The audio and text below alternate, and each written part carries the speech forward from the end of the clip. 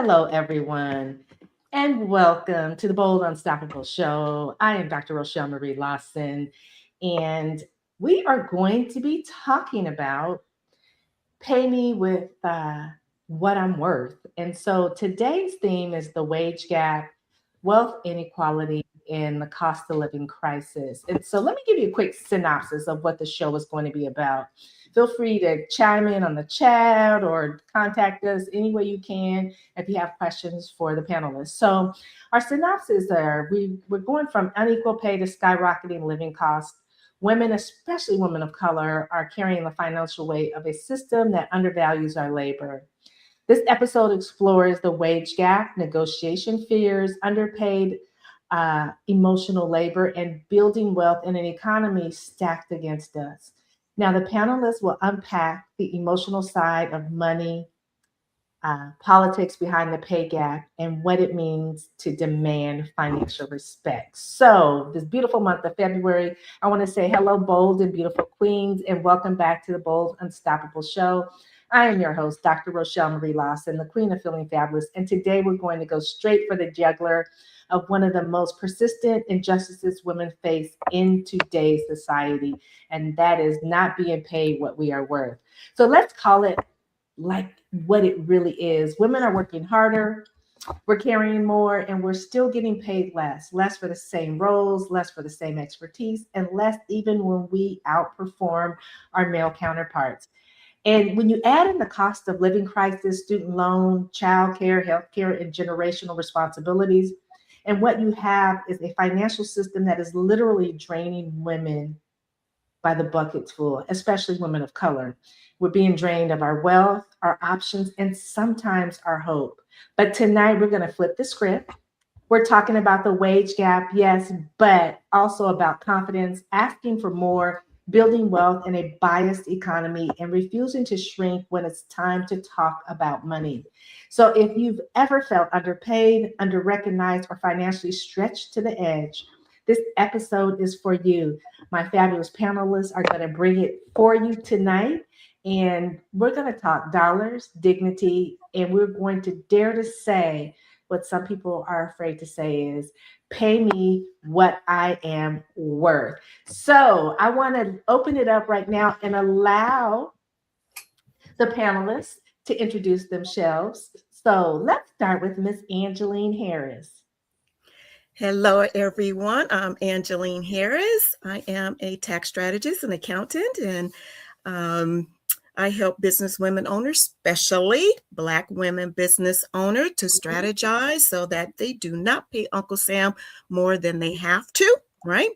And I help them to keep more money in their bank so that they can either invest back into their business, invest back into themselves, build wealth for themselves, their families, and leave a legacy. So this is an on-point topic that we're talking about today. Yes. Thank you, Miss Angeline. And she is phenomenal, you all. So you can't have her. Well, mine can't have her. I guess I could shoot her. But anyways, thank you, Miss Angeline. Now, Michele, tell the audience a little bit about you. Absolutely. Well, first, let me say, Dr. Lawson, thank you for the opportunity to be a part of this amazing show with you, bold and unstoppable women. Angeleen, it's a pleasure to meet you and certainly to serve on this panel with you. I'm Michele Shelton, and I'm an international speaker, author, coach, consultant, and spiritual leader. I work with women who are leading in the workplace and beyond, with helping them to find peace in their positions of power. I specialize in holistic leadership, where it allows us all the opportunity to bring our whole selves into our leadership roles, developing our strategy and strengths around faith and just who we are according to our personal, professional, and spiritual identities. As it pertains to this particular topic, I could not agree more with you, Angeleen. This is an important time for us to be here. We're going to get into it, but I just want to say that we are definitely in a place where we need to talk more about how we're showing up, not just as Black women, but also how do we bridge the gap between us and other communities who are struggling, but also who can align themselves as allies and supports for us as well. So I'm looking forward to the discussion. Oh, love it. All right, ladies. Well, thank you, thank you, thank you. And we're going to jump into our first question. When did you first realize you were being underpaid?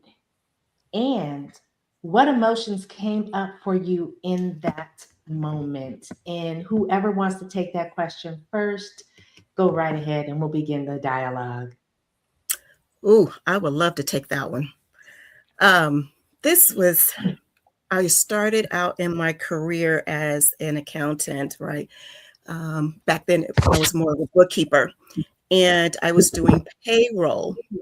And I ran across, and actually it was by mistake, that the CEO, I was working for a nonprofit organization, and the CEO gave me a document that showed me, by mistake, all of the employees' payroll information. I saw the salaries that my counterparts were receiving. I was there, had been there the longest. I had most responsibility being the financial manager of the nonprofit organization, and I had the tenure there. I've been there a while. And these other ladies that came into the position where I thought was of a lesser role than I had responsibility of, they were making more than me. And they had been there less years in time. And even one gal was there, I think, a year, and she was making at least 30% more than I was. Wow. And so how did that make you feel? I was young at the time. I think I was like in my early 20s, like 19, 20 years old. I felt like prejudice. I really felt the prejudice there. And I went and asked her about it. I was like, I've been here longer than these other ladies. How come I getting less pay? You gave them a little higher raise than I did. Then I haven't. I've been here longer. And she said, and this was her word, well, I gave you a higher percentage of increase. And I was like, but my pay is not the same, And honestly, I really didn't know how to refute that. I didn't, being young, not really knowing how to handle disparity, not really knowing how to handle prejudice and things like that. So I just kind of let it go. And then I did go to. So, in the moment that you realized that you were doing a job and you were being paid less than your counterparts who were less experienced and have been employed with a company less than you, what emotions came up for you? Just name them. No, I was angry. And frustrated. I honestly, I didn't know how to handle it. And I did, honestly, I did go to so wait, Angeleen. So wait. So because we're panelists here, so we got to allow Michele to get in on the question as well. So, okay. So you the emotions that came up for you were, you were angry, you were frustrated, and you probably felt a little hurt, right? Of course I was hurt. Yes. You were a valued employee, and you come to find out, well, you weren't that darn valuable. Michele, have you had an experience like that where you realize that I ain't being treated fairly. I'm not being treated or paid like the other colleagues, and I'm doing probably the same amount of work or in a higher position or more work than they are. Did you ever have a moment like that?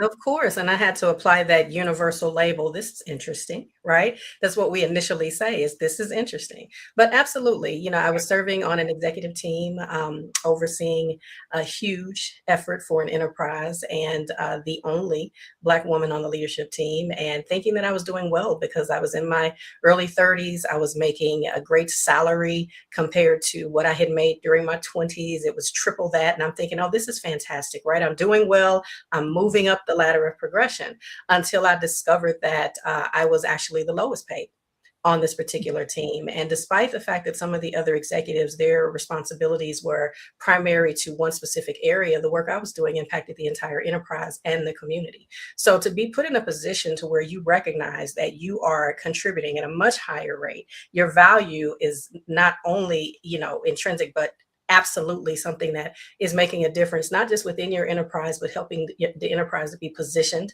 at a much larger scale, yet you're the lowest paid. So, to your point of how did it make you feel, like Angeleen, I was a little ticked off at first because what I felt manipulated.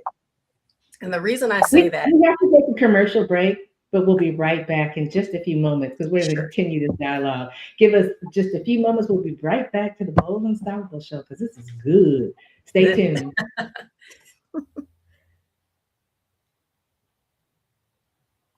Okay, welcome back to the Bold Unstoppable show. I'm Dr. Michele Marie Lawson, and we're talking about the wage gap. And so Angeleen and Michele both had positions where they realized that they weren't being paid fairly or they weren't being paid equally as their colleagues. I have a situation as well. So when I first became a nurse, and I applied to numerous positions, the position that was available for me was working in the emergency department. Now, I had not had any floor nursing experience. I was coming straight out of nursing school into the ER. And what I found for me was a couple things. I had to have more certifications to even be considered than someone that was walking off the street like me and didn't have it. Because I was working in a hospital organization that was unionized, I had to kind of look at the pay scale to see where I fell in the line with that. What I discovered was, like both you ladies, that even though I had the most education, the most certifications, as the new graduate coming into the emergency room, I didn't have the experience. I was being paid less than anybody in the realm that I would be working with. And they didn't have nearly the education or the certification. So what did I do? Well, I was young and I was very feisty, and my mouth got me in a lot of trouble, but my mouth also was my advocate for me speaking up. And so I'm like, okay, I went to the manager, just like you ladies. I addressed the issue, and she told me, well, you're in the union. You need to talk to your union rep. So then I had to go to the union.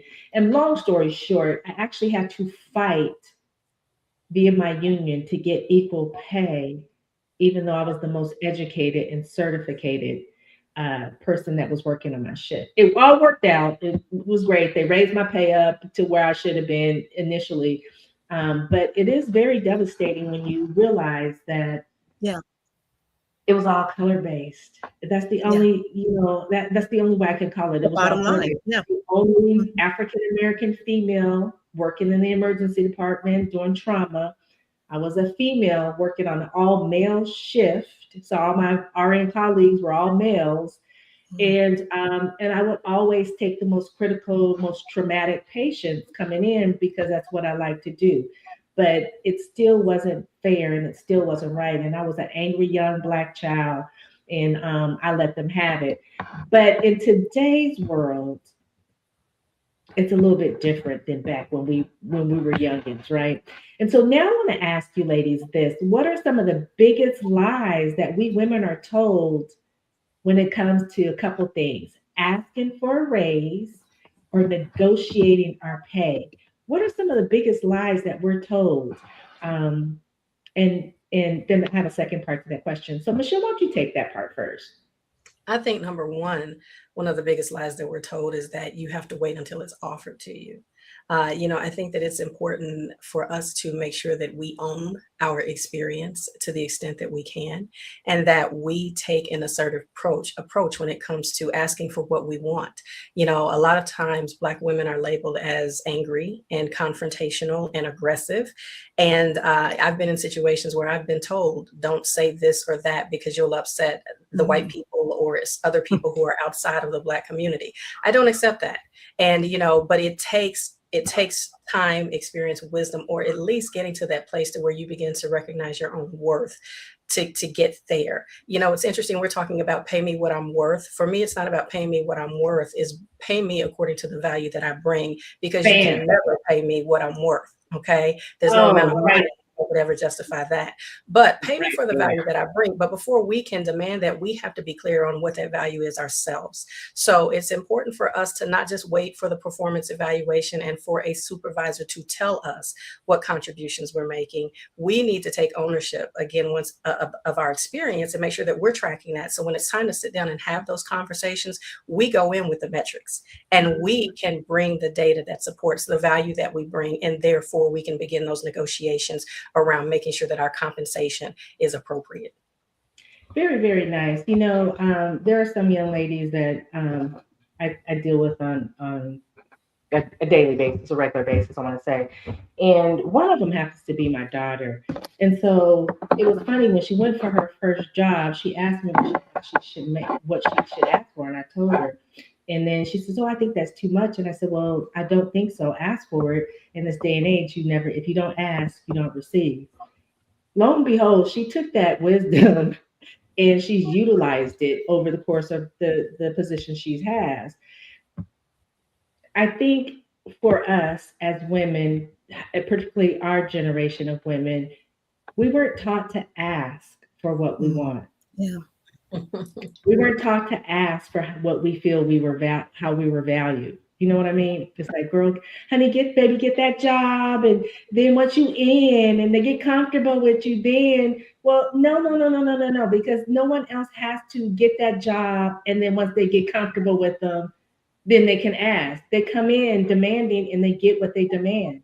So when it came to my daughter, one of her positions, she's like, "I'm going to ask for this." And I was like, "Girl, that's kind of, that's a big jump." She says, "Well, you told me, Mama, if I don't ask for it, if you don't ask, you don't get." Well, she asked, and not only did she get it, she got more than she asked for.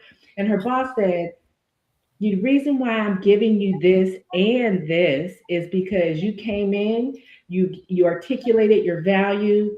There was no doubt in my mind that you deserved it." She goes, "And you came and you asked." How many young women that I see come through here don't ask for their value and don't value what their worth is, and so they settle with the first offer that's given to them. She's like, "That's not bad, that's not wrong, that's just the way it is." But I take really good care of those ladies that know their worth and their value. And so moving forward, anybody watching us, know your worth, know your value. Don't be afraid to go in and ask for what you want. Demand it, command it, whatever you need to do. If you have to bring a dossier of all your accomplishments that, give you worth as to why you're asking for what you ask for and what you should be giving, do it. Because the bottom line is, if we don't prove our worth, they won't see our value. And that, and I don't know how to say that enough. And Dr. Lawson, if there's one other thing I could add to that, I would say do your research. Be clear, make sure that you're educated on what the market trends are regarding whatever particular position that you're in, and you're watching the wage earnings. That's the other thing, is making sure that we have the education behind those asks, as well as coming in with bringing proof of our value and our contribution. I love it. We got to take a real quick break, but we'll be right back to the Bold and Unstoppable Show. Loving this dialogue. Stay tuned. We'll be right back in just a few moments.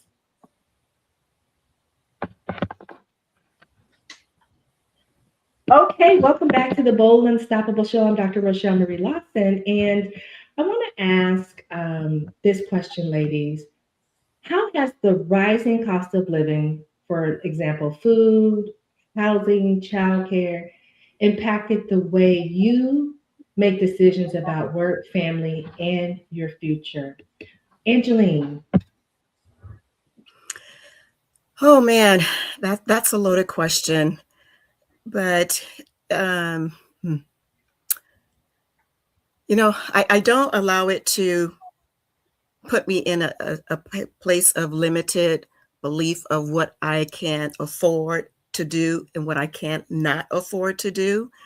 Being in the space of finances, I still determine what is good for me, what's best for me. I don't let society, prices determine that for me. and what's best for my family. Although, yes, I'm still in the realm of what I can afford, but I don't allow it to limit. I don't let it say, oh, well, I can't go out to eat because, I can't afford it. And I have girlfriends that are like that. I'm like, you know what?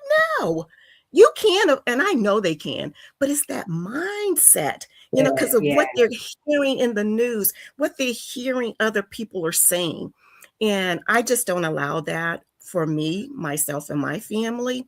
Um, and although, yes, the cost of things have just drastically increased, it's just astronomically crazy in how it has increased so rapidly over the months and years.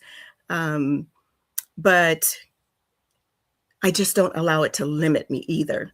I don't allow it to put me in a space of where they're controlling of what I can do, what I want to do, and how I want to do it. I like that. I like that. Um, what about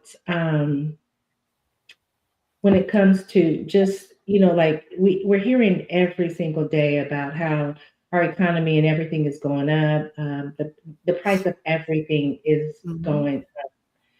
What what are some words of wisdom that you ladies would share with the younger generation of young ladies when it comes to making decisions that put them in alignment for wealth generation in the future? Michelle, why don't you take that? I would say, if there's anything that I could tell my younger self, it would be don't be afraid to forge your own path. Yeah. Be very clear about what it is that you can handle. I think that right now we're in with social media and just technology in and of itself advancing like it is. We are dealing with a comparative society where everything is, what are you doing in comparison to someone else? And what we see often on social media is everyone showing the glamour, but they're not showing the grit. And a lot of times people don't know what we had to go through to get where we are.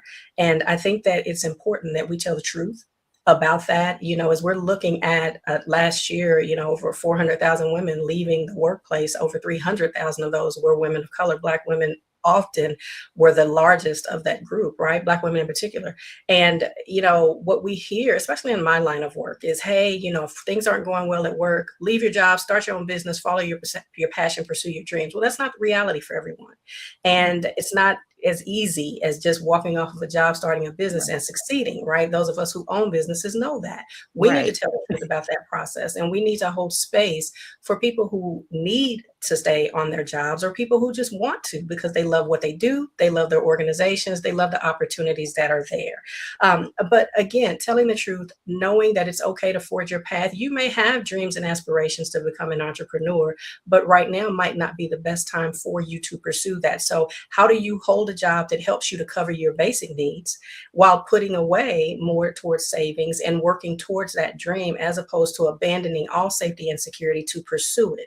Now, there are those out there who would say, nope, if I want to own a business, that needs to be the only plan that I'm working. Well, you're not going to work that plan too long if you're out on the streets. You have to cover your basic needs first, right? So there's a time to live and there is a time to give. And again, this is a put your own oxygen mask on first before you start focusing on that thing that is going to put you out into the world to be able to take care of everybody else. And if nothing else, it would also be mindful of who you have around you. Right. Build a circle of support for people who can tell you the truth, not just what you want to hear, but people who will tell you the truth, who you can trust and confide in, who will continue to push you, challenge you, and help you to not forget about the dreams that you have. I love that. I mean, and so often people hear it's so easy to start a business. Yeah, it's really easy to start a business. You go down to the city, get your business license. Yeah. It's hard to maintain a company. It's hard to maintain a corporation. It's hard to be a successful entrepreneur in this day and age. And I would say it's not even, I think it's harder in this day and age than Yeah. it was 30, 40 years ago, to be honest. It's really, really hard. But you see everybody out there hustling and grinding, so to speak, in their own businesses. And when you dive deep into it, it's not necessarily It's not necessarily their main business. They have a job and things of that nature. So it is very difficult to be in business today. If you are someone that is looking to tighten up that pay gap, or so to speak, just be the person with those open eyes and ears and tap into wisdom of people that have already walked that journey, such as Michele and Angeleen, because for one, we're going to keep it real. We're not going to throw you no fluff. Two, we're going to help That's true. navigate you, right? We're going to help navigate you because we want you to be successful. You're the next Right. generation, the future generation. So we're going to navigate you and tell you the stuff that other people may not tell you, that may not be what you want to hear, but it's what you need to hear. Um, Ladies, with regards to uh, working in the workplace and venturing out on your own and being that entrepreneur, have you ever been made to feel ungrateful or too demanding when you spoke up about your money? And how did you handle that? Let's go with you, Annie. Did you say me? Yes, ma'am. I'm sorry. Did I ever make You had a feel flashback for a minute, didn't you? Yeah, we saw it. I saw the wheels turning. did I ever make me feel ungrateful about the money? Um, hmm, there was a man. Well, we can come Yes. back to you, Julie. I'm gonna give Yeah. you a Let moment. me. Like, yeah, give me a moment Go to ahead, think. Michele, because All right, I got you. I got you, sis. Don't worry about it. Have you, have you So ever there, been? there is an example for me that immediately came to mind. And, being a business owner, you have to be, just as eager to fire a client that is not working for you as you are to acquire a client. And I had a particular client that I had, was working with to do an initiative. And first year after we completed the initiative, all of the evaluations coming back from the CEOs we were working with were glowing. Everything was going super well. We were hitting the outcomes and goals. Everything was landing. And I actually had a prep meeting with this client the following year. And the client asked me, after all of these glowing reviews, we are so glad we partnered with you. We're just thrilled. Will you be willing to take less money? And I just sat for a minute in complete silence so that I could allow them to hear what they had just asked me. And I just simply replied, no, that is not an option for me. And it was not an option for me because number one, I knew my worth in the beginning. I knew the value that I was bringing and was already working with them on making sure that this was something that would work for the both of us. So to then come back and hear glowing, you know, um, evaluations and then to be asked to take less money, it was insulting. And I am, if you haven't noticed, someone who can just speak directly. And, but I do it with compassion and clarity. And also, just making sure that we're both clear on what's happening. So I let this particular CEO know that is not an option for me. And I also provided her with a scenario. I said, if I were your employee, and you were sitting here telling me about my performance over the last year and giving me these glowing recommendations, would you have expected your employee to accept a pay cut? And when I put it into that scenario, all of a sudden, this individual realized what had just happened and the impact of what she had just said to me. And she very quickly apologized and said, okay, I get it. I understand. And then we were able to have a conversation about the real reason so that I didn't have to make assumptions because being a Black woman, there are opportunities for us to question what's really going on here because I also knew that my white counterparts who were doing consulting work and similar programming were not dealing with that conversation, but I, for whatever reason, had to. But I don't want to jump to conclusions. I'm going to give you an opportunity to tell me the truth because I want to make sure that we're always operating in truth, but let's be truthful around what's really happening. What are all of the factors? What are all of the things that we need to consider as we're having this conversation? So I did not accept less. And that was the outcome of that. But we did talk about what they could do and how I could also figure out ways to help them to get sponsorships and things of that nature that they needed to help support them with continuing to pursue their goals. But that was the example that came to mind right away for me. Very interesting. Very, very interesting. It's often assumed that when we ask for what we are worth, it's often assumed by those that may not be our gender, that we're really asking for too much, right? And so, um, for you to be able to, kind of check her or check the person, I don't know if it was male or female, but check that individual with regards to, would you ask so and so to take this? So, why are you asking me to take less for the same services that you would pay somebody else more for? You don't want to call them out because is it because of my color? But in the back of your mind, you're saying, is it because of my color? Is it because of my gender? Or is it because both? And being able to stand in that position where you're able to articulate it, where the person is receptive to what you're saying, can be very powerful and enlightening. So thank you for sharing that, because I think a lot more women need to hear uh, that is opportunity and it is possible, particularly women of color, because sometimes we just settle and we get thirsty and be like, oh, okay, I'm gonna take it, because struggling is better than nothing. But if you taking not what you worth, you setting up a precedence for you to continue taking Right. not what you worth, and Yeah. that's not what you want to do. Now, what emotional wounds or money stories from childhood has showed up when you deal with your finances today, Angeline? Ooh, I was just dealing with that through a personal development program that I just went through the past month. And what showed up for me was when I think it was about 9 or 10 years old. I remember going shopping. My mom had took us shopping for school, right? And I had lost a bag of clothes at the shopping mall. Yeah. Somehow I sat it down and just walked off and left it. And my mother was very upset, and every right to be, right? But then I took that on as being irresponsible, um, being um, not understanding the value of money, because she just went, that costs a lot of money. Mom just went in. 150. Mm-hmm. Yeah. How you they used know, to do back in the day. yeah, yeah. In the And store, in the mall, right? Yeah. Mhm. Yeah. you know how black Today moms you do, go to right? jail, you talk to your child like that. But back then, they Hmm. slap you around and talk to you all kind of crazy. People just look, oh, just discipline her child. Yeah. Mhm. Especially black women. Okay. Sorry, Emily. You hit the nail on the head, girl. You are absolutely right. Mhm. Yeah.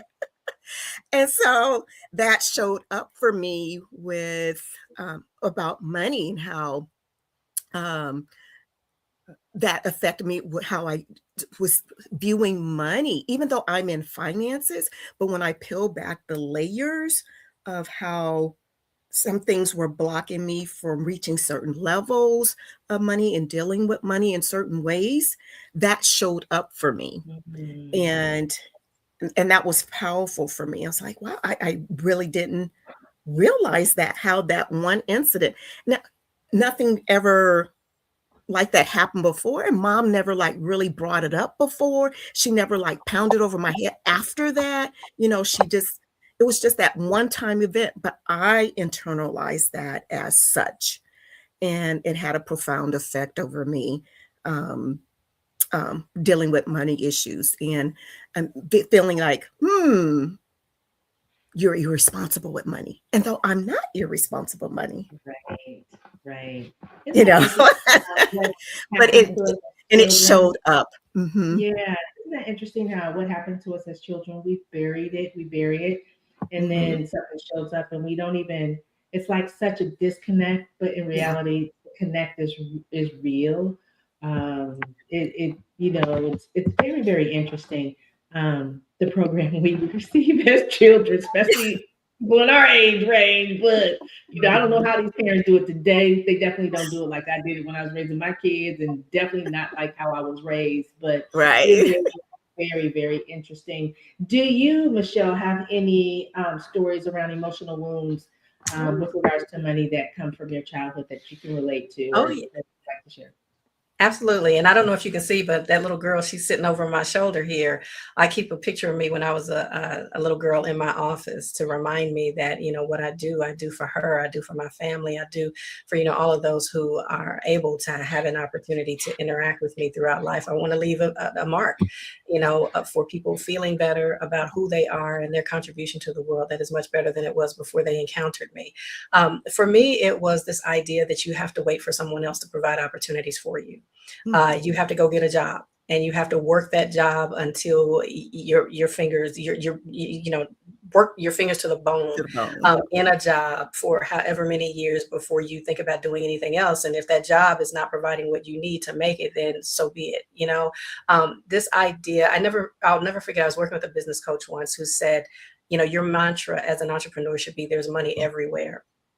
And when I allow myself to go outside of our community and into other communities where people are doing business and people are succeeding and they're thriving, even within our community, those business owners who are doing well, we have different conversations around money and resources and supply. In the faith community, we have conversations around supply according to, what God will supply all of our riches according to his glory, right? All of our needs according to his riches and glory, forgive me. But we have those conversations, but we don't always talk about what we need to do. What is our part and what is our role in it? So, one of the things that I wrestled with, even when I was an executive in organizations and making a good salary, was when I made the decision to come out as an entrepreneur and a business owner, I waited for people to decide they wanted to hire me. And it took, again, being in conversation, being in an environment with people who were achieving and doing well, to be reminded you don't have to wait for someone else to create your opportunity. Assess who you are, what you bring to the table, what value adds you have, and you can create opportunities that will draw people to you. So that is the thing that, I think all of us, as we feast or famine with businesses, we often are contemplating and constantly, being confronted with is, do I wait for the contract? Or do I go out here and be creative and innovative and make something happen for myself? So that is the thing that I struggled with, feel like I'm getting a better handle on, but it still creeps up its ugly head here and there, every now and again. And then I think that's just a part of our human nature too, because we get to that place to where we sometimes forget and we need to be reminded. But again, that's where that circle of support, that's where your faith, whatever it is that grounds you and helps you to remember who you are and that you're here for a purpose and for a reason, that comes into play. I love that. Thank you for sharing that, Michele, because I think that what you said in that mouthful spoke volumes, and I could take pieces of that and we could have a whole different show about what you said. But I think ladies of this day and age need to hear that. Young ladies need to value themselves, not just with regards to their worth in work and what they do, but to value themselves in how they come across and how they appear. I think a little bit of the worth and the valuing of ourselves and the valuing of how much we are worth has kind of fell through the wayside. It's from the stage started probably like in the early 2000s. And I think today's young women value things that back in the day we didn't value. They weren't a value of to us. They were maybe an asset, but they weren't a value. And so having that conversation with our young ladies and educating them about what is your worth versus what your worth, your value, and then what your assets are, good, bad, and indifferent, and helping them to understand that there are different places for each of those. It's a matter of how you use them to elevate yourselves. And when you elevate yourselves, particularly women of color, because I think we are looked at the hardest, Black women are looked at the hardest and the most stringent when it comes to just the workplace and in business and everything. We got to have everything dotted and T, everything's perfect. When it comes to that, just knowing your value and your worth before you even set out to do that can be extremely, extremely powerful. Okay, ladies, I have this question. How do you personally define wealth at this stage of your life? And what are you doing, even in small ways, to move closer to the wealth that you desire, despite the odds that are against us right now in this moment in time. And if you could keep your answer to maybe 45 seconds, that would be phenomenal. Angeleen. Yes, so wealth to me is just being able to have that freedom of time to do what I want to do, when I want to do it, and how I want to do it. No constraints, right? And not having to defend what I'm doing, and just be able to be comfortable with that. And of course, I have not arrived to that yet, but I'm working towards that. And I'm learning that I am deserving. I am worthy of it. Why am I worthy of it? Number one, because I know whose I am and I know who I am. God says, I am His. And in Him, I have everything that I need. I lack nothing. And with that, I keep reminding myself, Angeleen, you lack nothing. Just because we're the position I may be in right now does not mean that that is my true reality of where I can be and could be, right? And Love so it. that's what I keep Michelle, what before me. about you? I'm sorry, Angeleen, we're getting close to time, but what about you, Michelle? That's okay. My definition of wealth is wealth of mind, body, and spirit. And and for me, wealth of mind is just being mindful of who I am and making sure that I'm doing those things that help to fortify my mind and help me to maintain a positive perspective, the appropriate perspective in all things. When it comes to body, I just recently went through some health challenges that reminded me of how important it is to take care of yourself, set aside time for you to do that so that your numbers are showing up where they need to be and all of your labs are looking like they need to look, right? And then in spirit, being reminded and constantly understanding and placing at the forefront that I have been called, I am placed here for a purpose, and my pursuit of that so that I can increase in clarity and capacity and the courage to do what it is I've been placed here to do is critical for wealth and success. And then resources to do it all, and do so by doing no harm to others and in service to what it is that honors who it is that has created you and the impact that you're supposed to make. I love it. I love it, ladies. Thank you for your time this evening. I think that, what you just said, Michelle and Angeleen, is, I think, very powerful in words of wisdom that anyone watching or listening to us can take forward when it comes to what we're talking about. The pay differential, the pay gap, women versus men, women of color versus those that are not of color, and of course, African American women, because we tend to always be at the bottom of the totem pole. So thank you, ladies, for your time and sharing your words of wisdom. I think it's important to have these dialogues. And I think as women, as a gender, women, we need to come together and support every woman that's in our I want to say our sphere of influence, and our sphere. You never know what you share with someone who could really the information to help change their lives. And so, as we close out today's show, I want to thank you, wonderful, wonderful queens, for being here with me today and Thank having you. this conversation about money. Because we now understand that money and pay and wealth is more than just about numbers. It's how you value. And Michelle, you said something really powerful, which I always say our greatest avenue, our greatest aspect of wealth is our health and well being. If you do not have health and well being, you can't often buy it no matter how much money you have. And when we think about the years during COVID, there were so many people that were extremely wealthy that were committing suicide. And you think they got money, why are they committing suicide?